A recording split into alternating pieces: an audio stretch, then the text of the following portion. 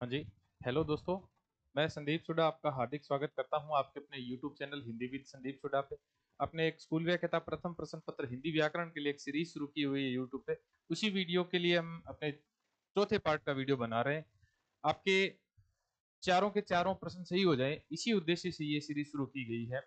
सभी जितने भी साथी यूट्यूब पर जुड़ रहे हैं वो अपने कमेंट साझा किया कीजिएगा, ताकि क्या है कि हम आगे भी ऐसे वीडियो और ज्यादा बना सकें। आपको ये अनुभव कैसा लगा ये जरूर हमें शेयर कीजिएगा।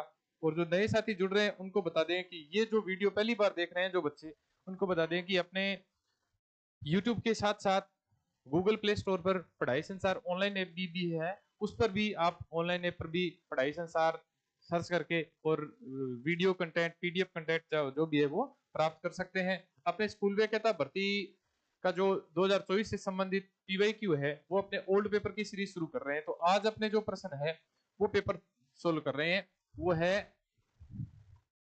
2022 का 11 अक्टूबर 2022 को जो एग्जाम हुआ था, 11 अक्टूबर 2022 को जो एग्जाम हुआ था उस एग्जाम में जो प्रश्न पूछे गए थे वो अपने यहां देखेंगे।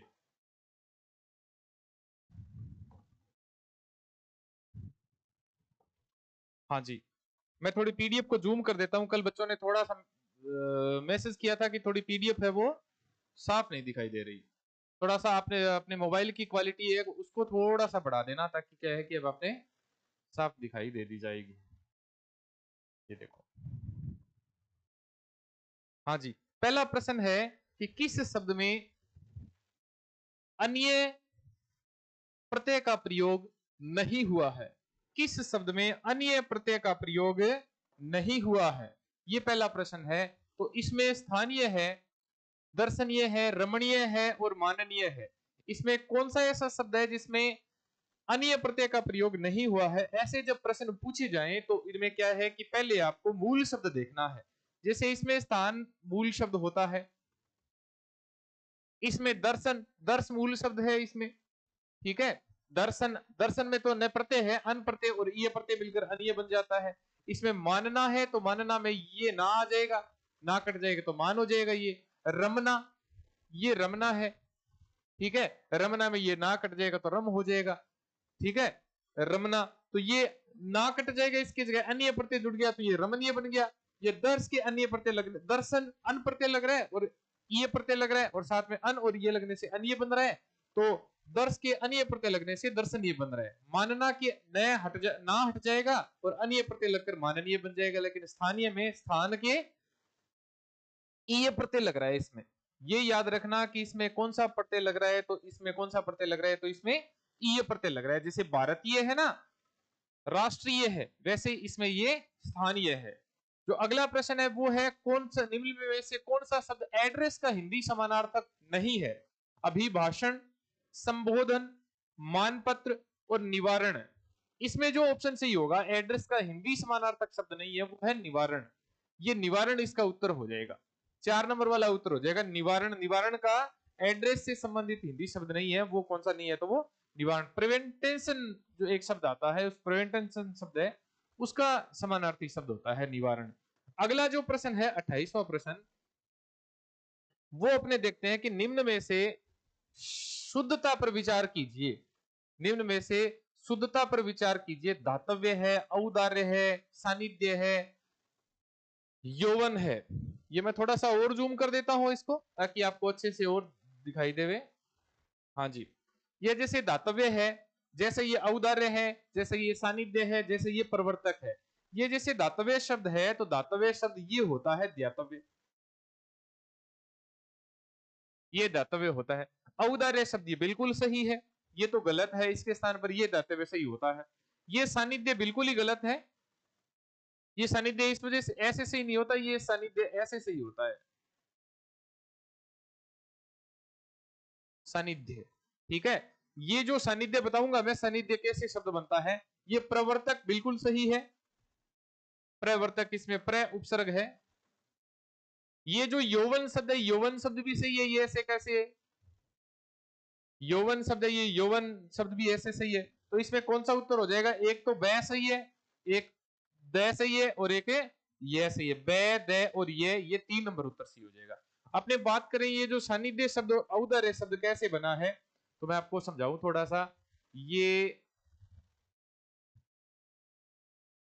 सन्निधि के ये प्रत्यय लगकर सानिध्य बनता है। अगर इसमें उपसर्ग पूछा जाए कौन सा होता है, तो इसमें सम शब्द के निधि शब्द लगने से ये सन्निधि बनता है। तो इसमें उपसर्ग कौन सा आ जाएगा, तो इसमें सम उपसर्ग आ जाएगा। एक जो अपने शब्द पड़ा है औदार्य, तो ये जो औदार्य शब्द है, इस औदार्य शब्द में उदार शब्द के ये प्रत्यय लगने से ये औदार्य बनता है। ये औदार्य कैसे बनता है औदार्य, तो ये उदार शब्द के ये प्रत्यय लगने से क्या बनता है, औदार्य बनता है ये। हाँ जी, अपने अगला देखते हैं। अगला जो प्रश्न है वो प्रश्न है अंक से संबंधित।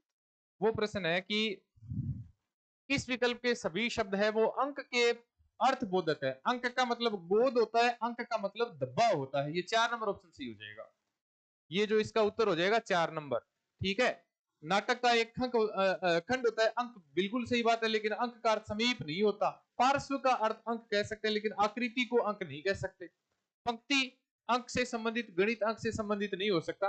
गोद और धब्बा ये दोनों के दोनों है, ये अंक से संबंधित है। ठीक है, एक अंक का अर्थ गोद होता है। गोद मतलब अपने गोद में लेते हैं ना, पार्स में लेते हैं, वो अंक है ये।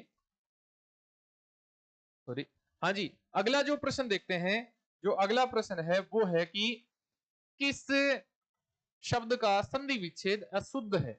इसमें 4 ऑप्शन आ रहे हैं। ये देखो 4 ऑप्शन आ रहे हैं। इसमें चारों ऑप्शनों में से देखा जाए तो कदापि शब्द है, कदा प्लस में अपि से मिलकर ये कदापि बनता है। बिल्कुल सही है ये। इसमें कौन सी संधि हो रही है तो इसमें दीर्घ स्वर संधि हो रही है। कदा प्लस में अपि से कदापि बन रहा है। ये चित प्लस में आनंद से चिदानंद बन रहा है। आपको बता दें कि जो पुराने पेपर सॉल्यूशन होते हैं, कल सॉरी एक प्रश्न पढ़ा था, सत प्लस में चित से सचित बन रहा था।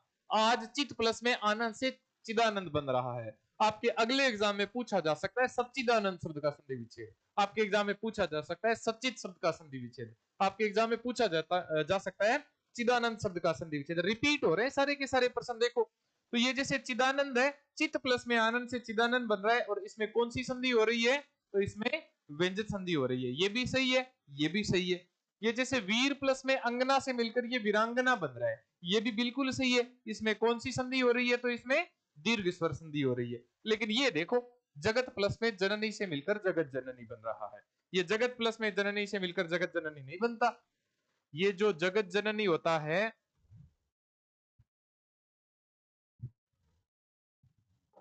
याद करो पीके मूवी,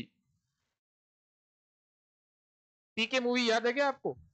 पीके मूवी में एक शब्द आया था, वो जो हीरोइन है अनुष्का शर्मा, उस हीरोइन का नाम पीके मूवी में जगत जननी ही है। अब जगत जननी शब्द है वो शुद्ध देखें कैसे है, जग्गू जुग्गू उसको बोला करते हैं। वो जगत जननी जो शुद्ध शब्द है, इसका संधि विच्छेद करेंगे तो जगत और प्लस में ये जननी हो जाएगा। और इसमें संधि कौन सी हो रही है, तो इसमें संधि कौन सी हो रही है, तो इसमें व्यंजन संधि हो रही है भाई। इसमें कौन सी संधि हो रही है, तो इसमें व्यंजन संधि हो रही है। जगत प्लस में जननी से मिलकर क्या बनता है, जगत जननी बनता है। क्यों? क्योंकि ये जो जगत है, इस जगत का अर्थ होता है संसार, और ये जो पूरा जगत है ना, जो उस शब्द में आया था, ये जो जगत शब्द है, इस जगत शब्द का अर्थ होता है कुएं की मुंडेर या कुएं पर बना हुआ चबूतरा। तो जगत प्लस में जननी से मिलकर जगत जननी नहीं बनता, बल्कि किससे मिलकर बनता है, तो जगत प्लस में जननी से मिलकर जगत जननी बनता है। उम्मीद है आपको ये वीडियो समझ में आया होगा। ऐसे ही वीडियो पुराने पेपर जितने भी हिंदी से संबंधित, हिंदी व्याकरण के, स्कूल व्याख्याता के प्रश्न पत्र में जितने भी प्रश्न हिंदी से संबंधित आए हुए हैं, उन सबका विश्लेषण आपके एग्जाम से पहले मैं यहाँ कर दूंगा, और आपके लिए इंपॉर्टेंट क्लासेस भी प्रोवाइड करवा दूंगा। ठीक है, यूट्यूब पर बने रहना। और भी साथी जितने भी आपके साथ है जो यूट्यूब पे आना चाहते हैं या फिर जो तैयारी करना चाहते हैं, उनको यूट्यूब पे ये वीडियो सजेस्ट कर सकते हैं। इसके अलावा आप पढ़ाई संसार ऑनलाइन ऐप भी डाउनलोड कर सकते हैं, जिसमें आपको वीडियो कंटेंट है वहां भी उपलब्ध हो जाता है। जितने भी बैच चल रहे हैं आज से संबंधित, राजस्थान में हिंदी से संबंधित जितने भी बैच चल रहे हैं, वो सारे के सारे बैच है वो आपको वहां उपलब्ध हो जाएंगे।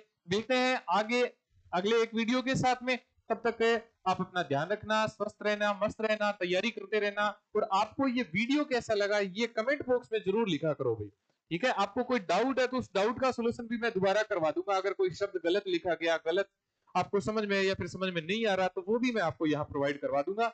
जो भी आपकी क्वेरी है वो क्वेरी यहाँ लिख दिया करो कमेंट में, ठीक है। मिलते हैं अगले वीडियो के साथ में, धन्यवाद भाई।